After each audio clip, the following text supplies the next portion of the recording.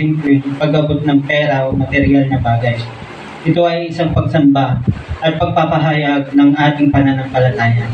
Hindi dahil kailangan ng Diyos ang ating yaman sapagkat siya ang may-ari ng lahat, kundi dahil gusto niya na matuto tayong magtiwala, Amen. magpasalamat at magmahal.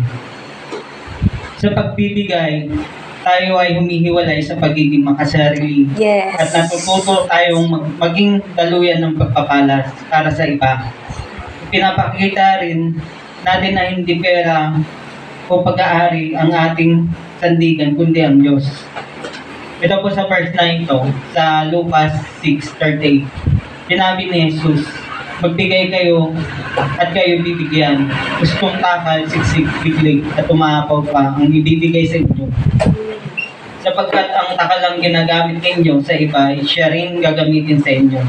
Kaya, ibig sabihin ng Panginoon, ang pagbibigay ay hindi isang gastos, kundi isang pagtatanim sa tamang Amen. puso ay umaani ng masaganang bunga Amen. sa lupa at sa langit. Yes, Kaya tayo po ay bukas puso na magbigay na kahit di man yung kalakihan pero nanggagaling sa puso niyo. Amen. Kaya yun po yung panghawakan niyo na kailan may ibabalik sa inyo ng Panginoon yan na masigit pa.